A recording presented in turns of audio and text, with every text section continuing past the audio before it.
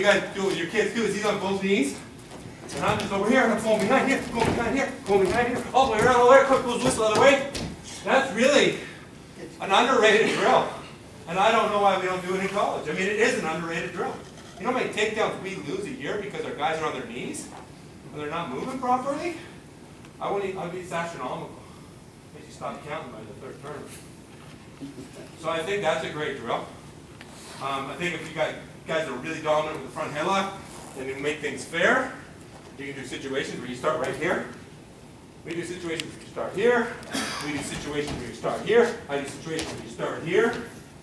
Okay, with our girls, a lot of you guys are coaching girls now, and I coach both. I'm the head coach for men and assistant coach for the women, so I'm a double duty guy. The girls, for some reason, are really good at hanging on to the arm. You go to the women's worlds, there's more stalemates like this than I've ever seen anywhere, where that one girl has the other arm. There'll be takedowns where they go, they're here, and it's just like, and I started thinking, okay, it's because they're just, I don't know, they don't get it. But now I'm like 10 years into this deal. It's not that they don't get it. They're relentless at hanging onto that arm. They have smaller wrists, so it's harder for them to clear their wrists. They're not as strong, it's harder to get it out. So we do a lot of drills with the girls where she's really got my arm hard, and I'm losing my arm, and I do just a re-sprawl and a re-snap and try to get both my arms out and start over. Because that's still better than letting her go, which is what our girls like to do. So we start there, the girl's got your arm, boom, we snap her down and re-snap. It's not as big of a problem with the guys, maybe the sweatiness of the guys too. No one could hold my arms, I don't know why. It's that soap. It's that soap. It's very soapy, yeah. Any other drills you guys do from here? No, I would say just after they learn the move, don't let them do one snap to go. You have to make them do 3 before they finish. So, and then those like kind of modified live, you know. I'm going live here, but he can't get away. His whole goal is to stay on his feet. He wins if he stays on his feet. I win if I can bring him down. So that kind of stuff forces him to get that. It's like a crunch here, pull him down. Last case scenario, and like, because I plan for everything, right? Guys say he plans for everything. I don't even have insurance on my house. I plan for everything in wrestling. The rest of my life is chaos. Okay? But wrestling, I'm ready. I'm ready. When it becomes important to the world, I'm going to be big time. Anyways, so we got this, and I'm almost lost him. His head is almost slipped out. 90% of the wrestlers are going to want to do this. I mean, I don't give up easy, right? I wrestled till I was 31. When I finally retired, I went into my coach's office and said, hey, coach, I think I'm going to retire. He goes, really? I thought you retired 3 years ago. I was like, he gets away with it. Why does he get away with everything? Because his glasses are crooked. If you wear your glasses crooked and you've got one part of your shirt untucked and your underwear hanging out, you can say whatever you want. I'm working on it. All right. He thinks I'm bad because I didn't use soap. I went on a road trip with Mike Jones when I first became his assistant, a 4-day road trip. He brought his kit bag and one pair of underwear. I can believe that. No change of socks. He goes like an inside, outside, inside, outside. It's He's actually a genius when you think about it. Inside, outside, front, back. Maybe it was an 8-day road trip. I had a backpack and a wheelie, and I was all ready to go on my road trip. New shirt for every day.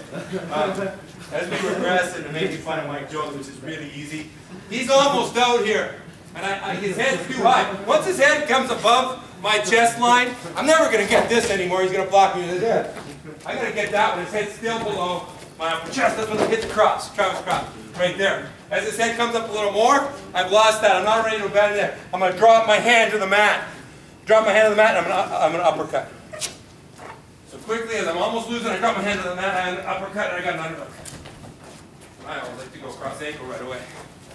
Okay, so if I'm almost losing them, I got 2 options when I'm almost losing them. One is to re-snap, and 2 is to catch an underhook. Right there. Anything to add on that? No, that's really good. That's really where guys get good at flowing. They're starting to lose it, they go right to the next move. Boom. Right there. All right. We got other stuff we want to get to, but I think just because we're here, I want to talk briefly, and I really want Matt to talk more probably than me on this, because I teach this so simple, it's probably too simple, and I like to pick some stuff up from him. It's just what I'm going to do on the bottom when I get caught in a front headlock. Okay, so what I really want to focus on, and Matt does a really good job of it, even when I'm drilling, it's really hard for him to let me do something. Yeah. And it's not because he's a jerk. Working on that. I'm poking him pretty good this week, and I'm going to get him to lose it eventually. As soon as I grab his head right away, he's rotated. So he circles towards the arm. He tries to get his head to the opposite side of the body. Head's neutral. He's got me. Head over here. We're almost in a scramble situation. So we do a drill where the guy grabs your head. You circle up, circle up, circle up, 2 on 1. Grab. Or circle up, circle up, circle up, circle up. Elbow pass. Shot. Circle, circle, circle, he comes out front, boom, I crouch. Okay? But it's all with the feet. So that's from standing. And I know Matt's got a lot more from here than me, but right away, what are you thinking? Here? Yeah. I try it, exactly. My head has got to slip. Right now, he wants to put the shoulder in the holder, and my head's really on this side of his body. I've got to slip, the back of my head comes over here. I don't know why it just makes it so, boom, right there. Now I got all the, I feel like I'm in control.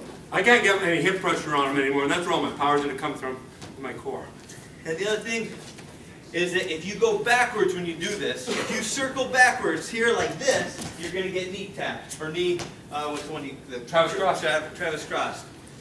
Near knee pick, I call it. Near knee. I saw a clinic once, Tim May called it a monkey pick, or a spider pick. I was like, okay, that doesn't make sense. So I've got to get the pressure as I circle. It's into him. And what you can't see is I'm doing this. That's why we do these partner, go down under, yeah, all fours here. Here, that's why we do these in practice, these partner raises, right there. That time we went to Iowa, and when Matt left early, you got his takedown on first shell, huh?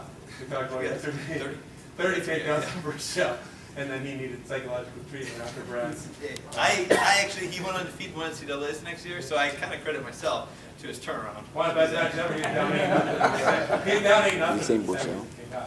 Anyways, Gable at that time was in his mid-50s, and he was doing the neck exercises for like 15 minutes before and after practice. And you know what? Their team is rarely ever gets snapped down because they do that before every and after every practice. It's strong though. And they're so strong on the necks. So tell your kids to walk around high school like this. I'm not kidding. I tell them to. So the next one is, if he's got me on 2 knees, okay, this is pretty, things are looking pretty bleak for Justin Abdou here, right? Not just because of my age and my athleticism and my ability, but just because he's on his feet and I'm on my knees. So I always say, the first thing you got to do when you're on 2 knees is get an angle and get to 1 knee. Get to 1 knee. So you get to 1 knee, then you keep working that angle until you get up to your feet. So you're from 2 knees to 1 knee to no knees. It's a 2 knee, 1 knee, no knee drill. It's really awesome. 2 knee, 1 knee, no knee, let's do it. And you see that pressure in. As soon as he got the angle, it was coming. If I pressure out, I'm going to come out like this on my heels and he's going to attack me. I'm actually thinking from there I'm attacking him. I'm brainwashing myself into thinking, he might have a front head. I've got elbow control.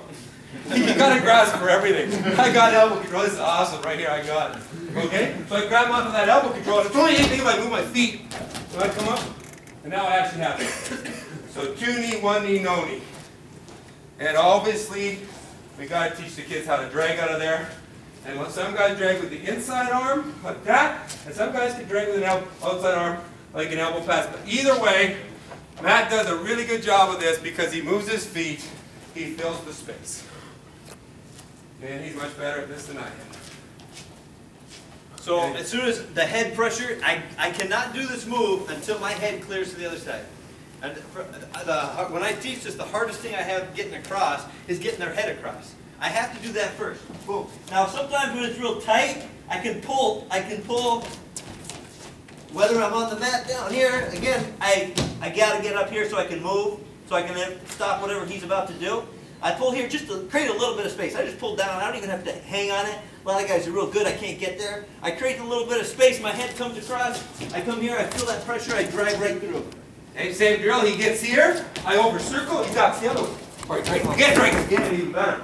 I'll drag it down. Yeah, you can drag again or you can reduck it. If guys, a lot of guys, they feel my head coming out, and I feel them reaching over the top to try and pull me down. Now they're trying to go down because I'm in good position. It's really easy to come through the other side. But a lot of guys, when my head comes up and I'm on my feet, look at my position right here. When I'm right here, I don't mind being here. I'll stay here all day. I'll wait till whatever he gives me. There, coming to the far side. A lot of guys push me away. That's tempting to want to go over your head there. Yeah. So once I get head across, my first priority is not to get scored on, obviously. But number 2 is I'm thinking attack, but I'm not going to force it. Because really, since I'm underneath him, if he's there, go near side. If he comes over the top, duck through. You can go to a high C. That's fine too. Yep. And then the drag. So those are my 3. But especially good guys, they feel like this. They don't like that. I'm pressuring into them right now. Boom. A lot of them push me away. That's what I feel like happens when I get. I'm in such a good position. If they stay there too long, that's when I'm coming near side, drag, or high C, or duck to the other side. Last case scenario is they got me down and my weight is on my hands. So now your weight's on your hands, there's not a lot you can do, right? So what you have to do there is you got to revert to the very first thing we talked about, which is body position, and if anything else fails, get back to the best position you can possibly get to, which is your stance or your modified stance. So Matt's got me pretty tight here, and I'm having trouble getting anything forward. Look how extended I am. Post my hand on the mat and shoot, shoot, shoot until I get my base underneath me, then I can come underneath. So that's what moving your base is all about. It's funny we yell things at kids that they don't understand. There's no sense yelling at some kid, move your base, move your base, move your base, when he doesn't know how to do a knee slide. Okay, so I'm extended here. I put my hand, I'm not going to pull him into me, so I put my hand down, I move to it. Now look where I am. This is a much better position.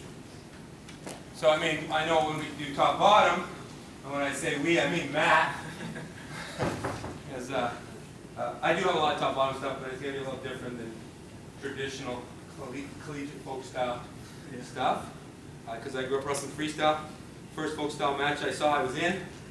My coach gave me one instruction. He said, don't lock your hand. Not on top. I only did it 4 times. That was pretty good. That's really good coaching when you tell a kid not to do something. Hey, Matt, don't think about George Burroughs. Yeah. Don't think about him. Don't think about him.